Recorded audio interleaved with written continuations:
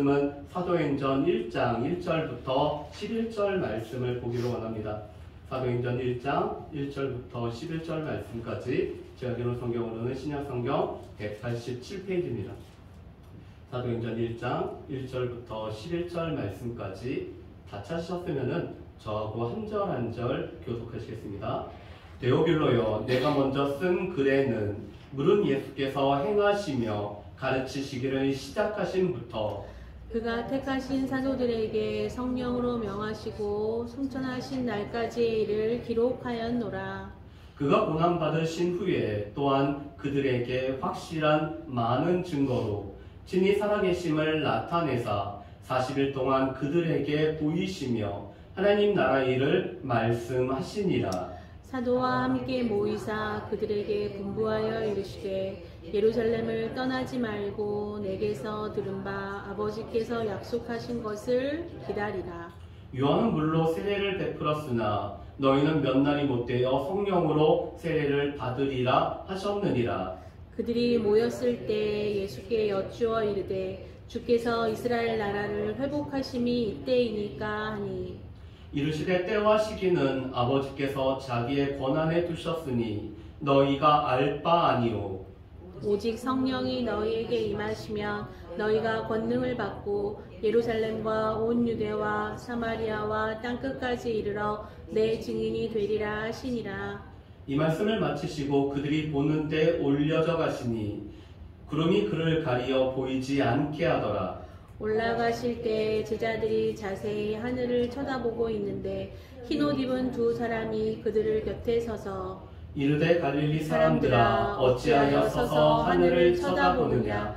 너희 가운데서 하늘로 올려지시니 예수는 하늘로 가심을 본 그대로 오시리라 하였느니라. 아멘. 중국 내륙에서 날 때부터 소경이 되신 분이 계셨습니다. 그런데 이분이 이 외국인 선교사한테 치유를 받았습니다. 한 번도 보지 못했던 분이 눈이 떠졌고 보게 됐죠. 그런데 어느 날 선교사님이 이 창밖으로 보는데 이분이 여러 사람들을 줄을 잡고서 함께 오는 것이 있었습니다. 알고 보니까 이분이 맨 앞에 있고 나머지 분들은 앞을 못 보는 분들이 이 줄을 따라서 오늘 오는 것을 봤습니다. 여러분, 그런데 이 날 때부터 소경이 된 분은 이 선교사님이 어떻게 자기를 치유했는지 그 모든 과정은 알지 못합니다.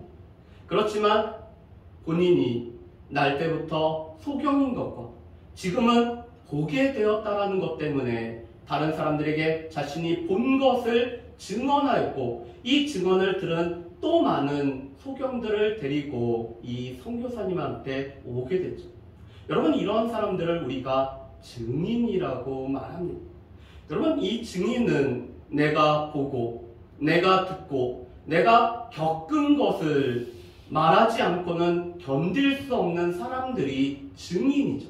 그래서 내가 본 것을 보았다라고 말하고 또 내가 들은 것을 증언하며 내가 삶에서 경험한 것을 전하지 않고서는 견딜 수가 없습니다. 여러분, 요한복음 9장 말씀에도 보면은 날 때부터 소경이 된 사람이 있었습니다. 예수님의 보내심을 받아서 실로암에서 오늘 눈을 씻고 눈이 밝히 보여졌죠. 그런데 바리새인들은 예수님을 죄인이라고, 오늘 이 소경에게도 예수님은 죄인이라고 말합니다. 그랬더니 이 소경이 이렇게 얘기하죠. 그가 죄인인지는 알지 못하지만 내가 날 때부터 소경으로 지금은 보게 된 것을 이 바리새인들에게 증언을 하고 있습니다. 여러분, 우리가 살펴보는 이 사도행전은 증인에 관련된, 또 증인들이 어떻게 증언했는지에 관해서 말씀하는 바가 바로 이 사도행전이죠. 사도행전은 헬라인이자 의사였던 누가라는 사람이 쓴 두 개의 기록물 중에서 하나입니다. 누가는 데오빌로 각하에게 예수 그리스도께서 어떤 분이시며 무엇을 하셨는지에 관해서 전해준 것이 누가 복음의 말씀입니다. 또 오늘 이 성령께서 오늘 사도들을 통해서 어떻게 일하셨는지를 우리 가운데 전해주신 말씀이 바로 이 사도행전의 말씀이죠. 데오빌로라는 이름 뜻은 하나님을 사랑하는 자라는 뜻을 가지고 있습니다.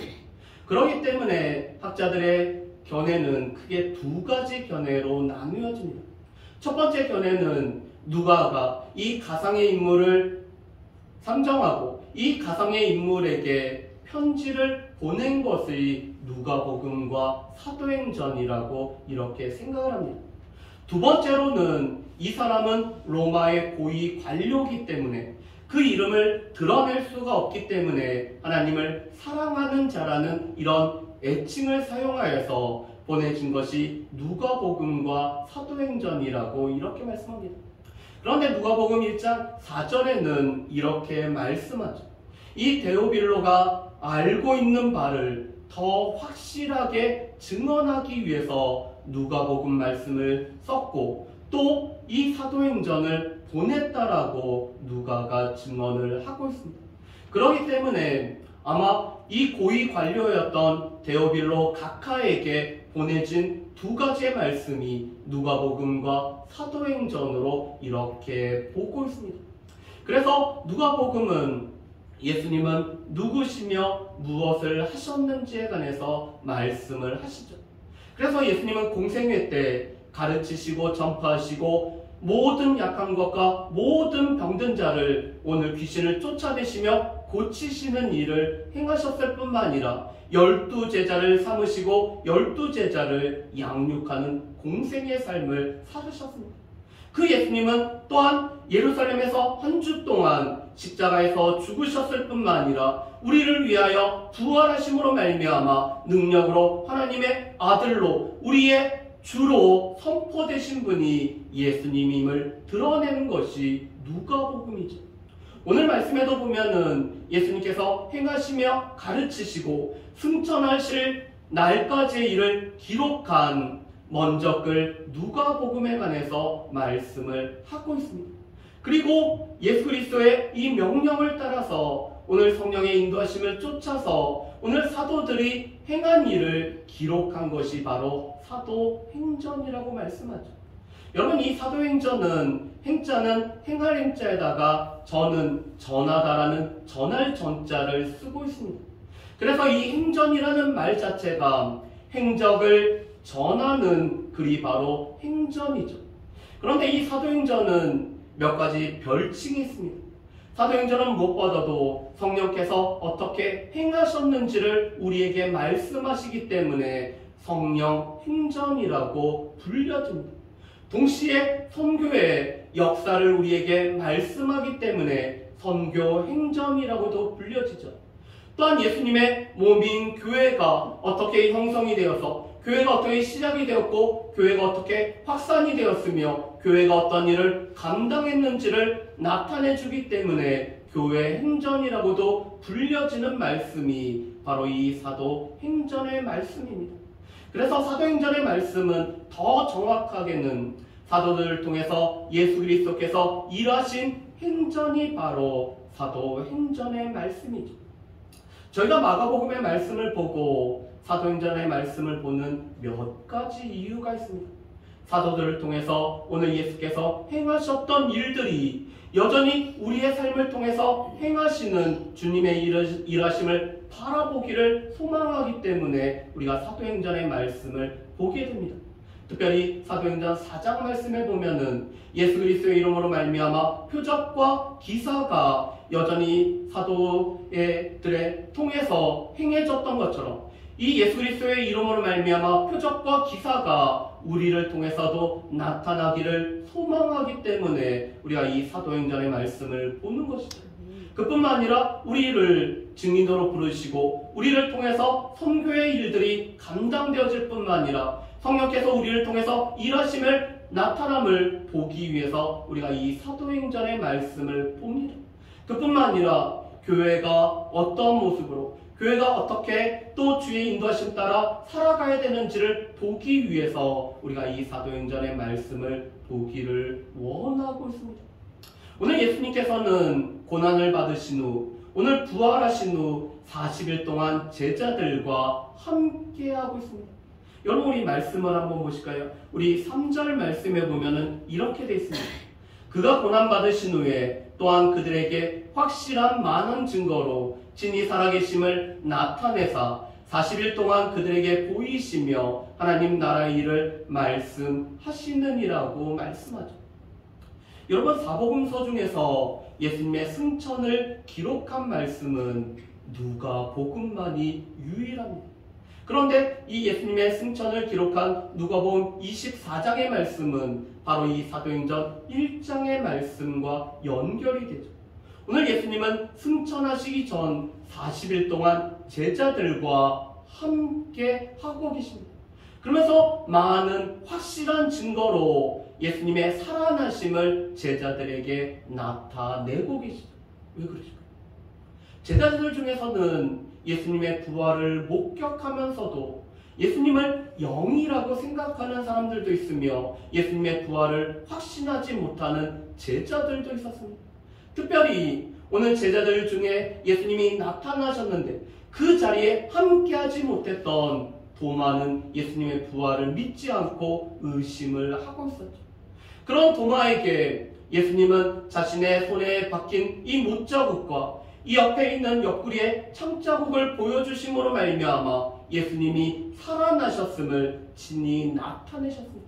그뿐만 아니라 제자들과 함께 식사하심으로 말미암아 예수님은 영이 아니라 부활체로 오늘 부활의 몸을 가지고 살아나신 예수님의 나타나심을 제자들에게 보이고 있죠.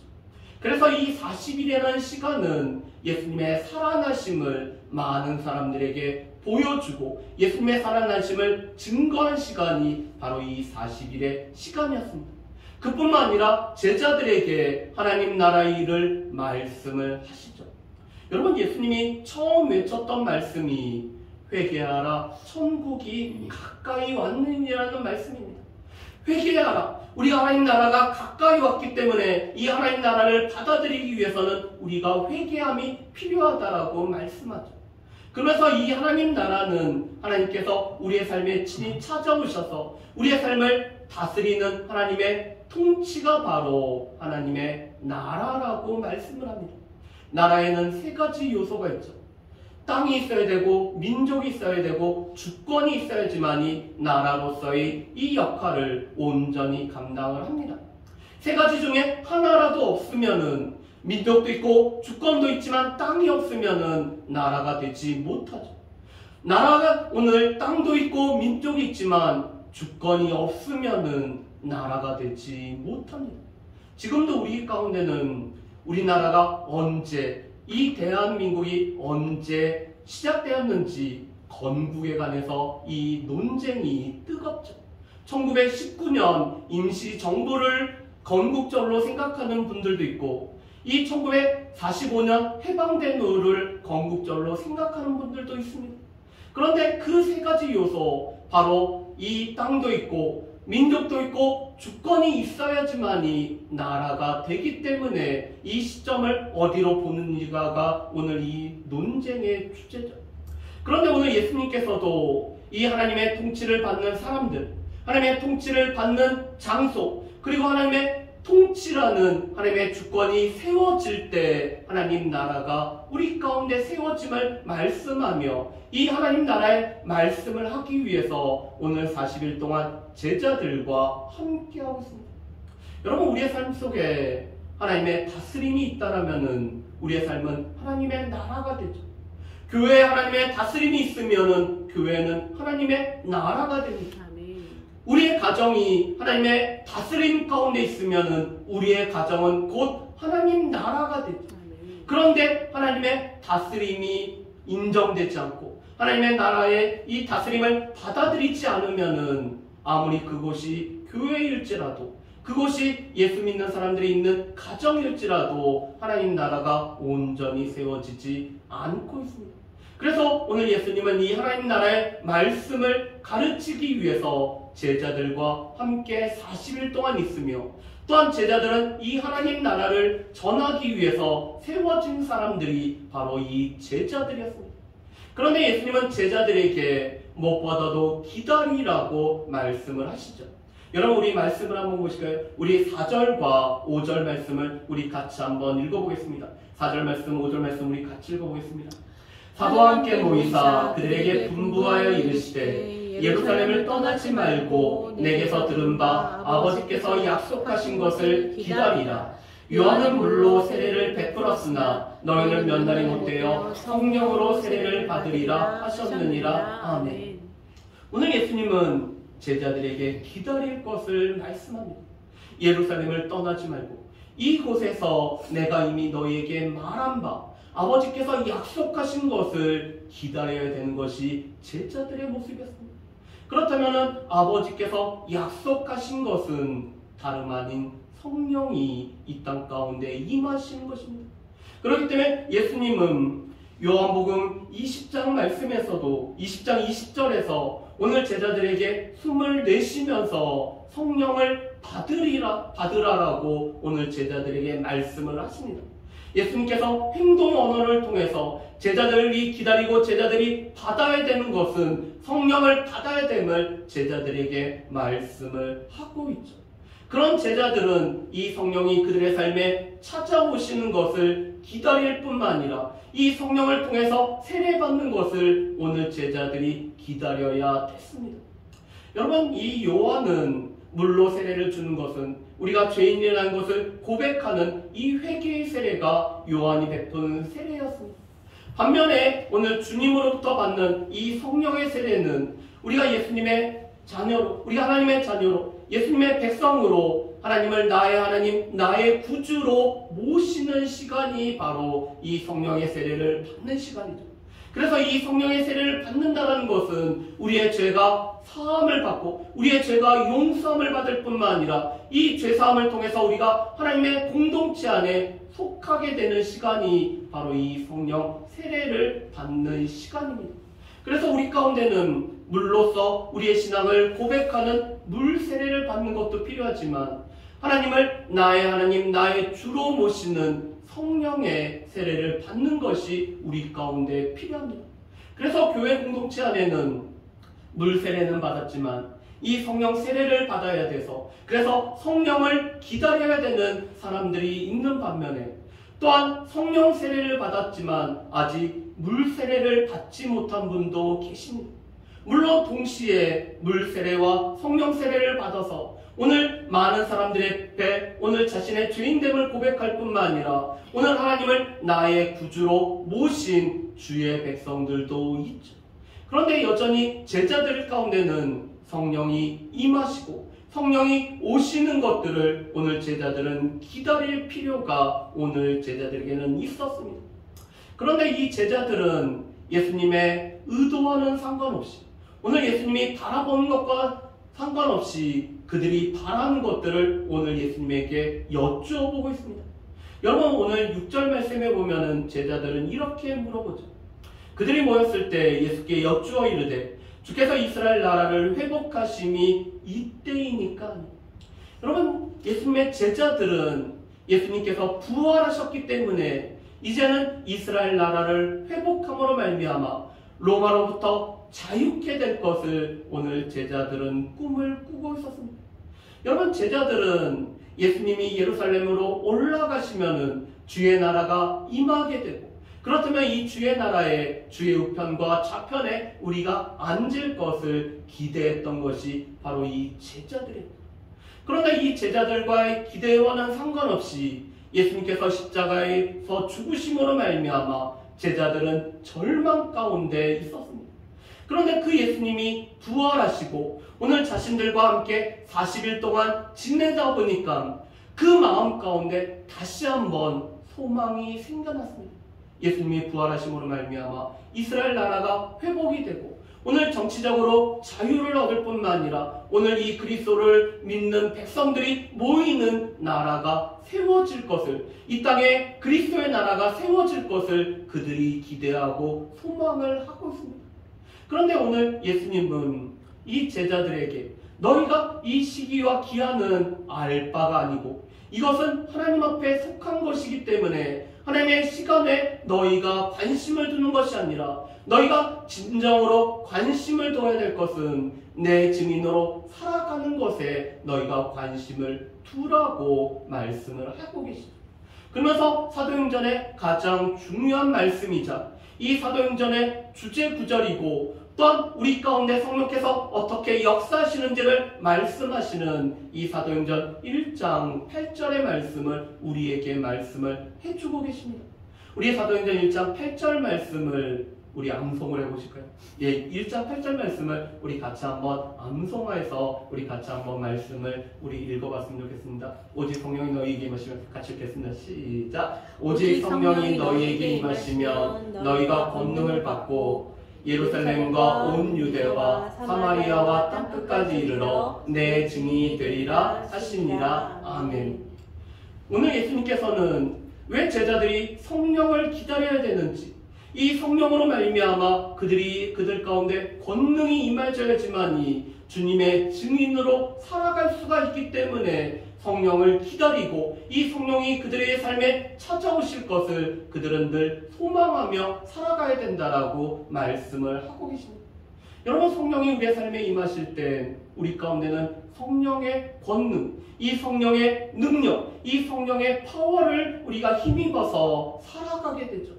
물론 성령님은 단지 이 힘과 권능만이 아니라 인격으로 우리 가운데 찾아오시고 우리의 삶을 이끌어가시며 우리의 삶을 다스리시는 분이, 또한 우리를 보호하시고 은혜를 베푸시며 우리를 이끌어가시는 분이 성령님이시죠.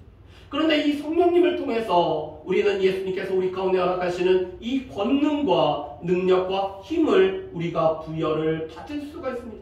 그렇기 때문에 이 권능을 부여받아야지만이 예루살렘과 온 유대와 사마리아와 땅끝까지 이르러 주의 복음을 증거하며 우리가 증인으로 살아갈 수 있기 때문에 성령이 우리 가운데 임하시는 것들이 필요하죠. 오늘 우리가 찬양했던 것처럼 이 183장 찬양처럼 이 빈들의 마른 풀이 이 비를 간구하는 것처럼 우리의 삶에도 성령이 우리의 삶에 임하기를 우리가 소망하며 간구해야 되는 이유는 우리 가운데 이 권능이 임하 살아가기 위해서는 성령이 우리의 삶에 임하시는 것들이 필요합니다.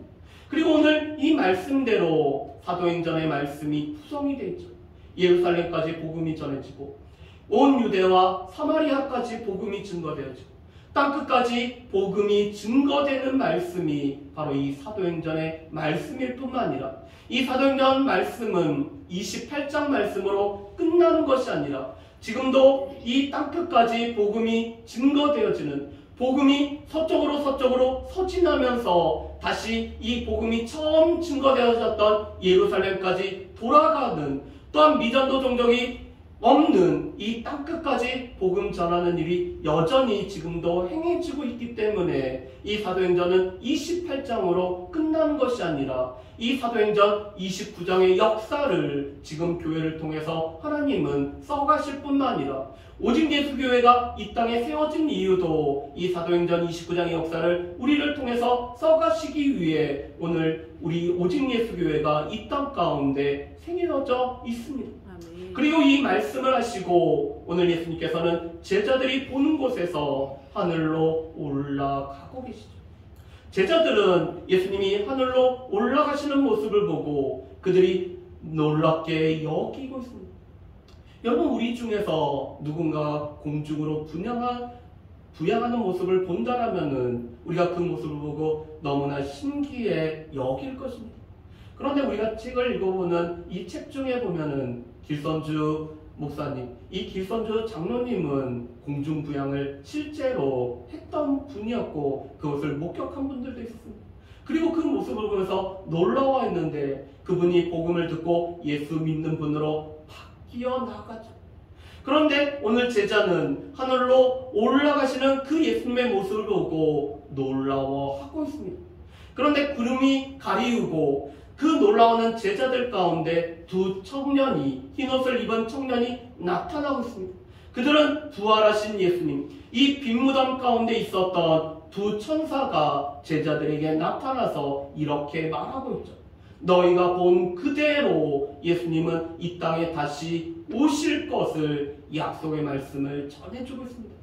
우리의 눈에 보이게 육체적으로 영광적으로 오늘 예수님이 다시 이 땅에 오실 것을 약속하시고 오늘 제자들에게 이 약속 가운데 증인으로 살아가라고 말씀하시죠. 그렇다면 오늘 말씀을 통해서 우리가 몇 가지를 우리가 마음 가운데 우리가 새겼으면 좋겠습니다. 첫 번째로는 오늘 이 제자들은 하나님께서 약속하신, 오늘 하나님께서 보내주신다고 약속하신 성령을 기다릴 뿐만 아니라 이 오신 성령으로 말미암아 성령의 권능을 힘입어 살아가야 되는 사람들이 예수님의 제자들이었습니다. 그런데 이것은 우리도 마찬가지입니다.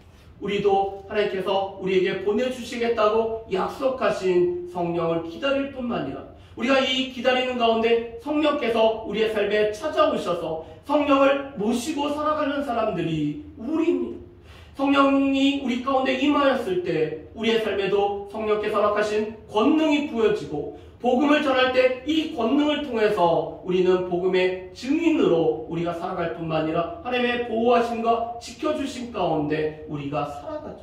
그렇기 때문에 우리의 삶에도 성령이 우리 가운데 찾아오시기를, 성령이 우리의 삶에 임하시기를, 우리 가운데 임하신 성령이 우리를 주장하시고 우리를 충만하게 다스리시기를 우리가 소망하며 살아가고 이 성령의 권능에 따라 살아가기를 소망하는 저와 여러분이 되셔야 됩니다. 그래서 우리의 삶에서도 이 성령을 기다리고 성령의 임하심을 바라며 살아가는 저 여러분들 되시기를 주님의 이름으로 축복합니다.